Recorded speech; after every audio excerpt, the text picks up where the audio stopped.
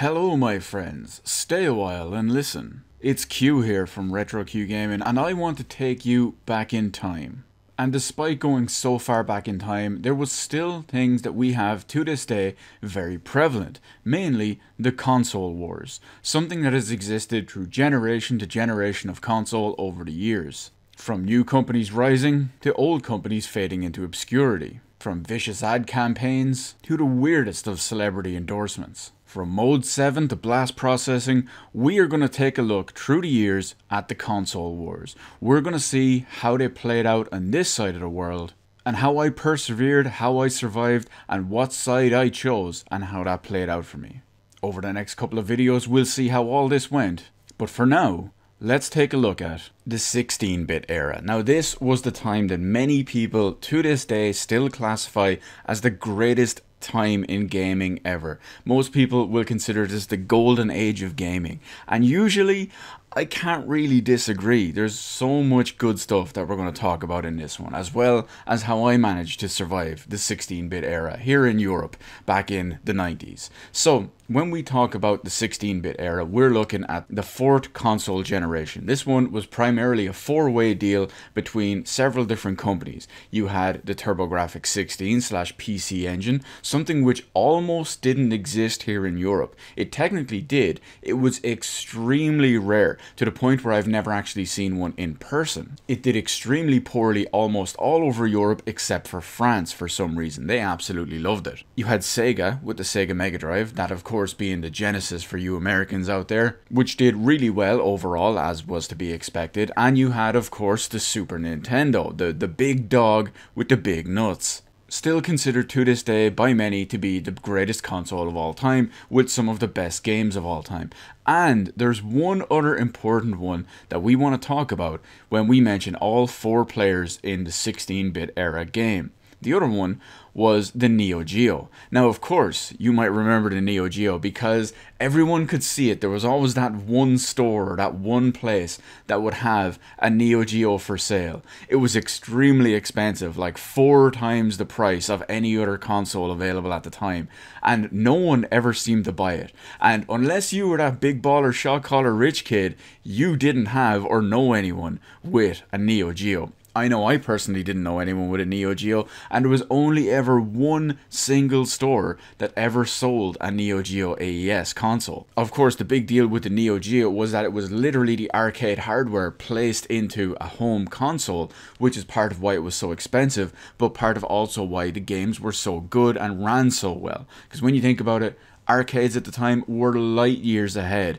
when it comes to what consoles can do. You look at console ports of any of the arcade games are always dumbed down in several ways. But anyway, let's take a second to have a little bit of a look at the two main consoles in this generation. We've already mentioned that there was the TurboGrafx 16, very rare here in Europe, and of course only really did any serious stuff or serious sales in France for some reason. And you had the Neo Geo, something that was also just extremely rare and whatnot. So the big players, especially when it comes to sales and popularity, games, etc. and legacy, is of course the Sega Mega Drive and the Super Nintendo. Now, the Super Nintendo we'll get to now in a minute because I do have more to say on that than I probably should.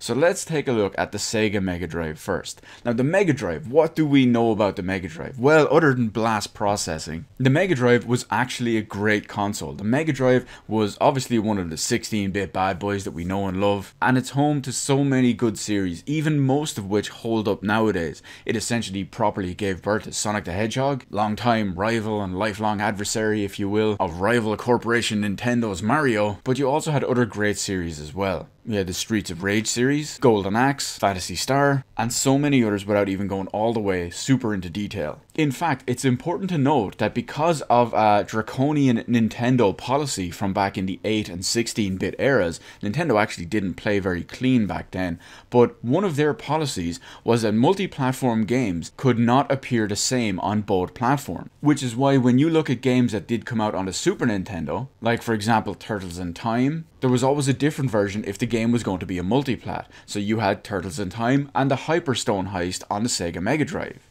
when you look at Disney's Aladdin. That game is on both platforms, but it's actually a completely different game. And it's actually one of the rare cases where the Mega Drive version is usually considered the better version. Most of the time the Super Nintendo version is usually considered better, but in that case, it wasn't. There's a few other examples, I'm not going to go through the whole list, but a perfect one last example is Super Castlevania 4. A great game on the Super Nintendo, loved by all still to this day, and on the Sega Mega Drive, because they weren't allowed to port the same game over, we have Castlevania Bloodlines, otherwise known as Castlevania the New Generation here in Europe. So despite all of that and all the quality stuff and the quality series that was on the Sega Mega Drive, how did that apply to real world here in Europe back in the 90s?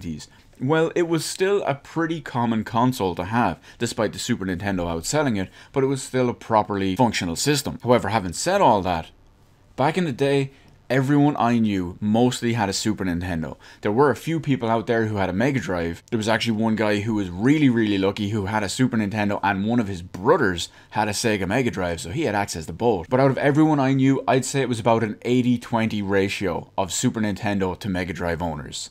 And despite so many good games out there on the Sega Mega Drive, they could not compete with the likes of Nintendo and the Super Nintendo. While there were so many high quality games on the Sega Mega Drive, you had to compete with stuff like Super Mario World, Turtles in Time, Super Metroid, Final Fantasy 4 and 6, Chrono Trigger, my personal favourite game of all time, Secret of Mana, Earthbound, Mega Man X, hell, even Mega Man X 2 and 3. Just for the sake of it, we'll even put the SNES port of Doom on there. Not a great port, but the fact is it was getting that support, especially from such a high profile title like Doom. Back then. There of course were so many more games than I just listed off here right now, but the fact that both consoles had such a great library of high quality games, both first and third party, but in the long run Sega couldn't compete. They tried a couple of extra little add-ons just like Nintendo did, but Sega went a bit bigger when it came to it. When it comes to add-ons for the Super Nintendo, most people were really familiar with maybe the Super Scope, the mouse, or the multi-tap, whereas on the Mega Drive they actually used ones to try and improve the graphics and quality and what could be done with the system, with stuff like the Mega CD and the 32X, not to mention one of their light guns and all as well. Although technically I guess you could say the same thing about Nintendo with the Super Nintendo. They started incorporating chips like the Super FX and the Super FX2 chip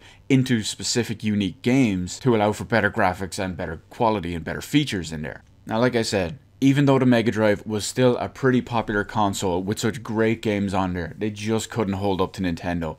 I know I got a Super Nintendo for Christmas back in the day. It was the Super Mario All-Stars bundle. Still have that Super Nintendo, still have that box, and still have that game card. And well, the rest is history. Now, of course, that's not to say that I didn't enjoy the Mega Drive. I always relished the opportunity to go to friends' houses or whoever it was and play a Sega Mega Drive, especially because it was more uncommon. I usually get a chance to go over maybe once every couple of weeks or whatever, with the exception of that one guy whose brother had one and he had the other. I could go there more often, but chances are, when we did go there, because he had both, we played Super Nintendo. The cartridges were obviously a bit more robust, so swapping games with your friends in school and whatnot was always much easier to do. Luckily, years later I managed to get a Sega Mega Drive, and now I'm building up a nice little collection for it, which is going to come in especially useful early next year in 2019, when the analog Mega SG comes out. Can't wait to replay so many great games from the Mega Drive in FPGA, 1080p, 60 FPS goodness using original controllers.